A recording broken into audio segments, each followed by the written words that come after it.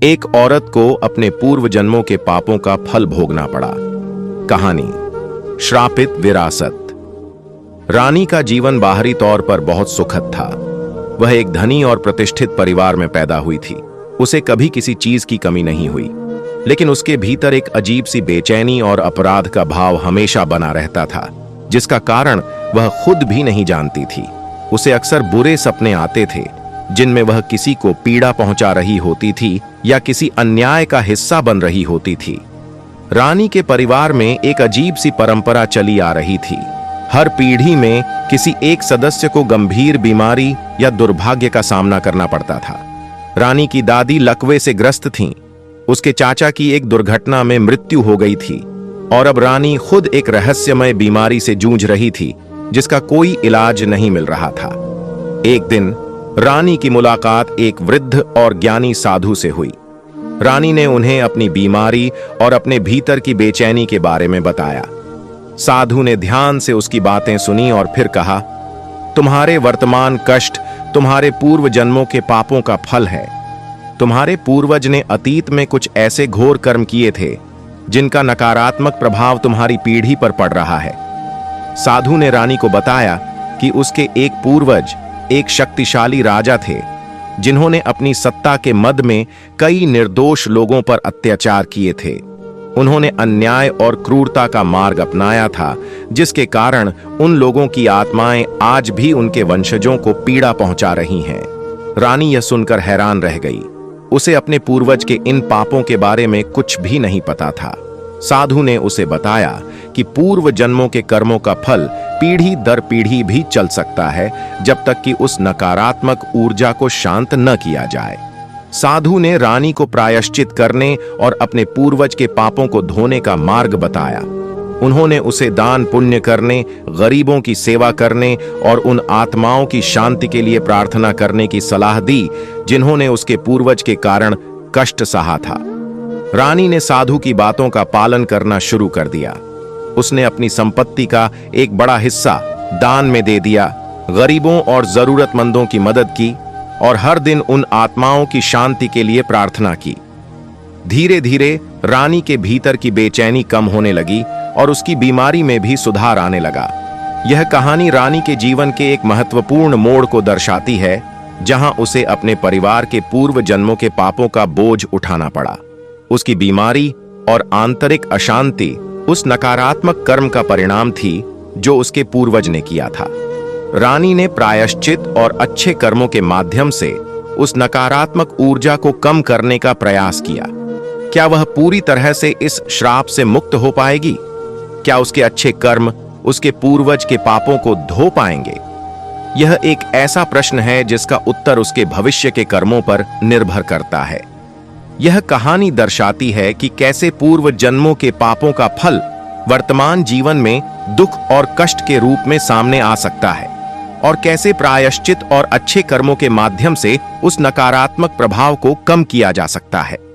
माया के पूर्व जन्म के बुरे कर्मों के फल की एक काल्पनिक कहानी सुना सकता हूं। कहानी माया का बोझ। माया वर्तमान जीवन में एक सफल और प्रतिष्ठित महिला थी। उनके पास धन, सम्मान और एक प्यार करने वाला परिवार था, लेकिन उनके मन में हमेशा एक अजीब सी उदासी और बेचैनी छाई रहती थी, जिसका कारण वह समझ नहीं पाती थीं। उन्हें अक्सर बिना किसी स्पष्ट कारण के अपराध और पछतावे की भावना महसूस होती थी। उन्हें कुछ धुंधली यादें भी आती थीं, जैसे किसी और युग के दृश्य।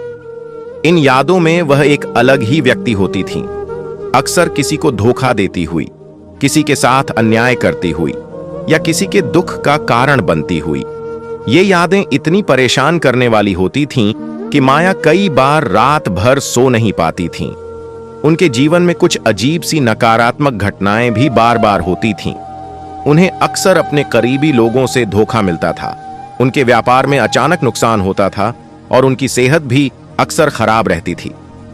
माया इन सब घटनाओं को दुर्भाग्य मानती थीं, लेकिन उनके भीतर कहीं न कहीं यह भावना भी दबी रहती थी कि यह सब किसी अदृश्य कारण से हो रहा है। एक दिन माया एक आध्यात्मिक गुरु से मिली। उन्होंने गुरु को अपनी बेचैनी, अपनी यादों और अपने जीवन में आने वाली लगातार नकारात्मक घटनाओं के बारे में बताया। गुरु ने ध्यान से उनकी बातें सुनी और फिर कहा, तुम्हारे वर्तमान जीवन की यह पीड़ा तुम्हारे पूर्व जन्मों के बुरे कर्मों का फल है। तुमने अतीत में कुछ ऐसे कर्म किए हैं जिनका नकारात्मक प्रभाव अब तुम्हारे जीवन पर पड़ रहा है।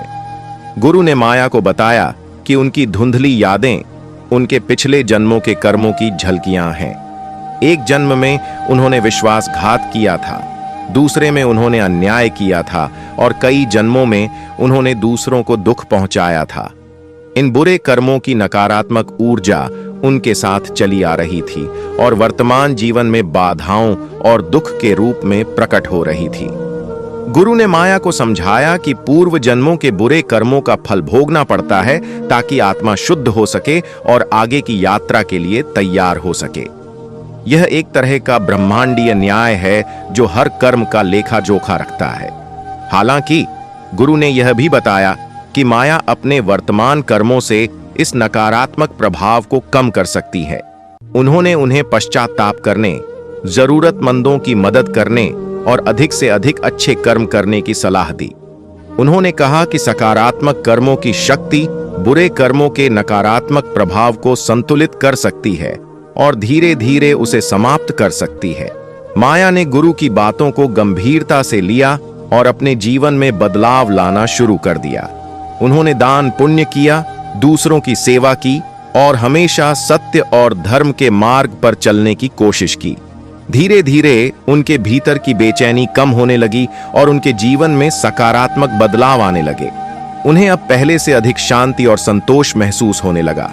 यह कहानी माया के जीवन के एक पहलू को दर्शाती है, जहां उन्हें अपने पूर्व जन्मों के बुरे कर्मों का फल भोगना पड़ा। उनकी आंतरिक पीड़ा और बाहरी कठिनाइयां उनके अतीत के नकारात्मक कर्मों का परिणाम थीं, लेकिन उन्होंने पश्चाताप और अच्छे कर्मों के माध्यम से उस नकारात्मक प्रभाव को कम करने का मार्ग खोज लिया। क्या वह पूरी तरह से अपने पूर्व जन्मों के बुरे कर्मों के बोझ से मुक्त हो पाएंगी? यह उनके वर्तमान और भविष्य के कर्मों पर निर्भर करता है। यह कहानी दर्शाती है कि कैसे पूर्व जन्मों के बुरे कर्म वर्तमान जीवन में दुख और कष्ट का कारण बन सकते हैं, लेकिन सकारात्मक कर्मों और पश्चाताप के माध्यम से उस नकारात्मकता को कम किया जा सकता है। एक औरत के पूर्व जन्मों के खेल पर आधारित है। कहानी अनगिनत जन्मों का चक्र। राधिका एक शांत और विचारशील महिला थी, लेकिन उसके जीवन में अजीब सी पुनरावृत्तियां होती रहती थीं। उसे बार बार एक ही तरह की चुनौतियां मिलती थीं, एक ही तरह के भावनात्मक दर्द से गुजरना पड़ता था। ऐसा लगता था जैसे कोई अदृश्य शक्ति उसे एक ही चक्र में घुमा रही हो।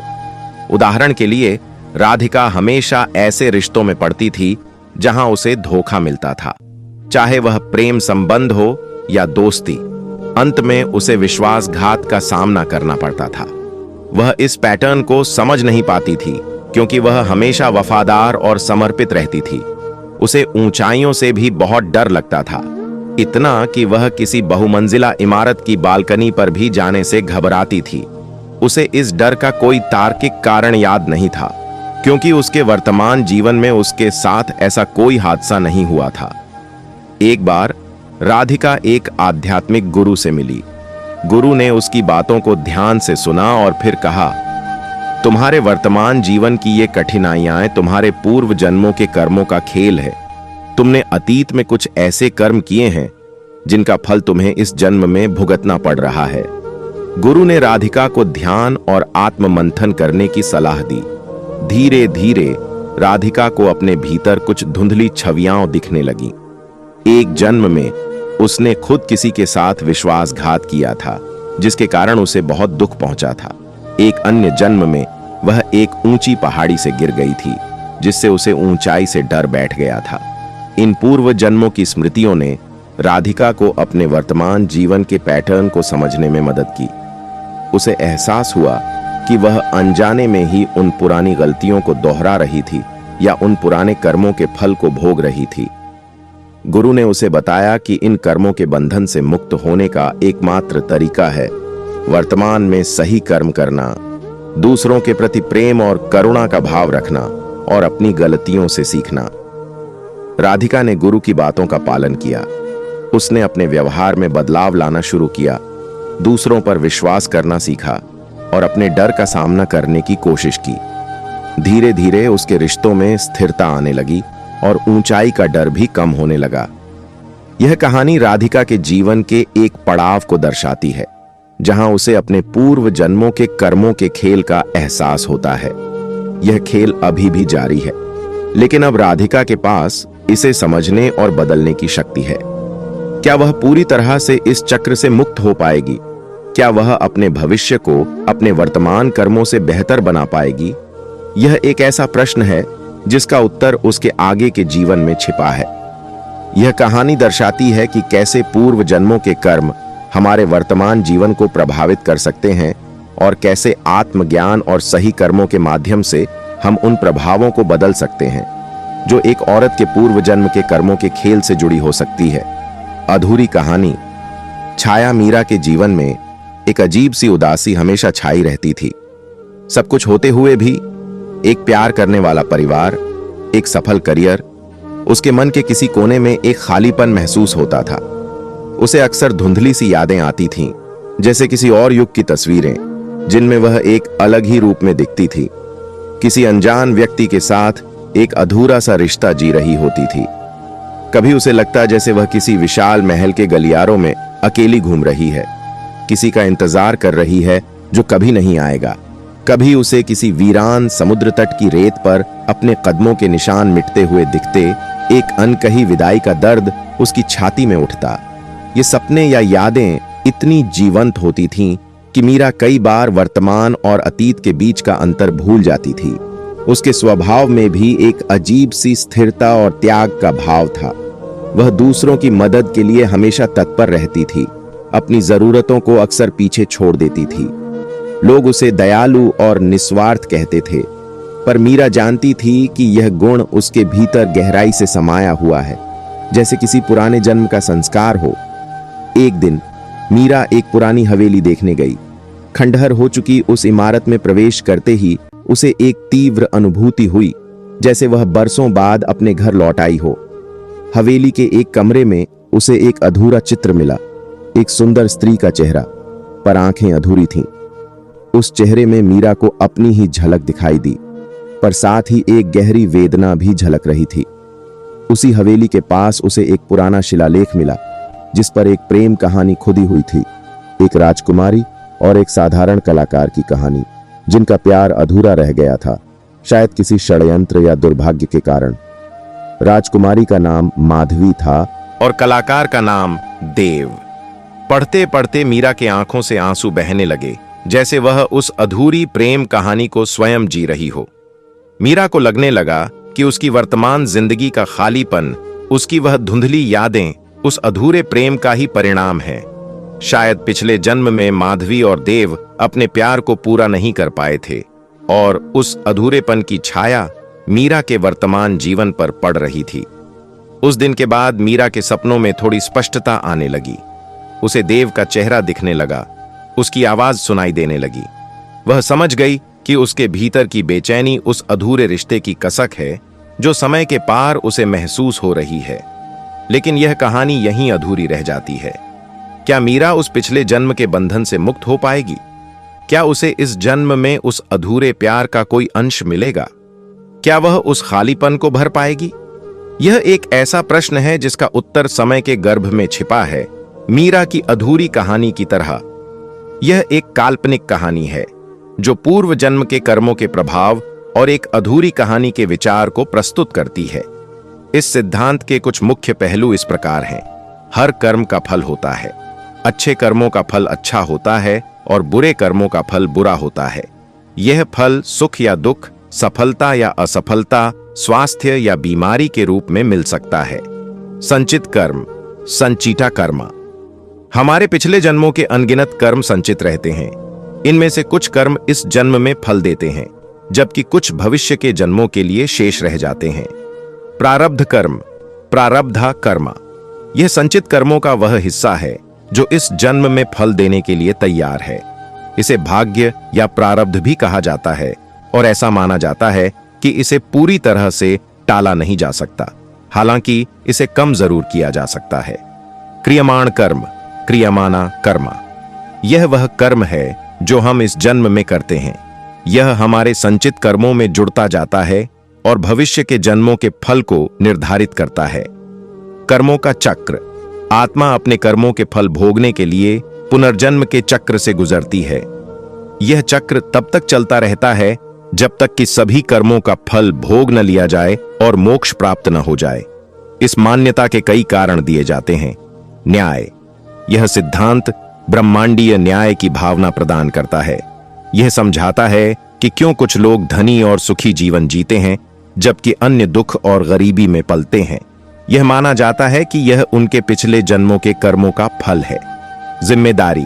यह सिद्धांत व्यक्तियों को अपने कार्यों के लिए जिम्मेदार बनाता है।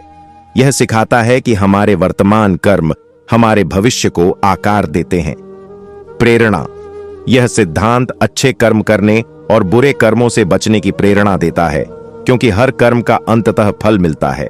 संतोष। यह सिद्धांत जीवन की कठिनाइयों को स्वीकार करने और उनसे सीखने में मदद करता है, यह मानते हुए कि यह हमारे पिछले कर्मों का ही परिणाम है।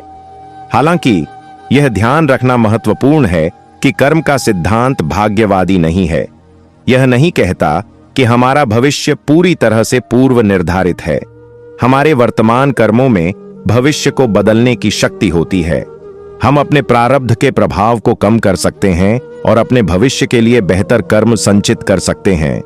संक्षेप में, भारतीय दर्शन में यह एक गहरा विश्वास है कि पूर्व जन्मों के कर्मों का फल निश्चित रूप से मिलता है और यह हमारे वर्तमान जीवन और भविष्य को महत्वपूर्ण रूप से प्रभावित करता है। बुद्ध के पूर्व जन्मों में स्त्री रूप शामिल थे। कुछ जातक कथाओं और बौद्ध परंपराओं के अनुसार बोधिसत्व ने वास्तव में एक स्त्री के रूप में पिछले जन्म लिए थे। ये कहानियां दर्शाती हैं कि कैसे बोधिसत्व ने अनगिनत जन्मों और विभिन्न लिंगों में करुणा, उदारता और ज्ञान जैसे गुणों को विकसित किया, जिसके कारण अंततः बुद्धत्व प्राप्त हुआ। एक उल्लेखनीय कहानी में उल्लेख है कि एक पिछले जन्म में बोधिसत्व एक राजकुमारी थीं, जिन्होंने एक महत्वपूर्ण भेंट दी और भविष्य के जीवन में बुद्ध बनने की आकांक्षा व्यक्त की। इस आकांक्षा को एक पिछले बुद्ध द्वारा स्वीकार भी किया गया था और भविष्यवाणी की गई थी। स्त्री पूर्व जन्मों का महत्व। जातक कथाओं में स्त्री पूर्व जन्मों का समावेश इस बात पर जोर देता है कि आध्यात्मिक प्रगति और ज्ञानोदय की आकांक्षा लिंग से सीमित नहीं है।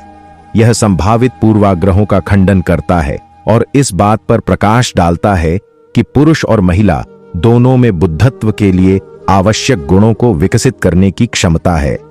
ये कहानियां सभी अभ्यासियों के लिए प्रेरणादायक उदाहरण के रूप में काम करती हैं, चाहे उनका वर्तमान लिंग कुछ भी हो। कर्म और पुनर्जन्म। पूर्व जन्मों की अवधारणा। बौद्ध धर्म के कर्म और पुनर्जन्म संसार के सिद्धांतों से आंतरिक रूप से जुड़ी हुई है। कर्म, जिसका अर्थ है क्रिया, यह निर्धारित करता है कि हमारे जानबूझकर किए गए कार्य ऐसे परिणाम उत्पन्न करते हैं जो हमारे भविष्य के अनुभवों, जिसमें हमारे भविष्य के पुनर्जन्म भी शामिल हैं, को आकार देते हैं।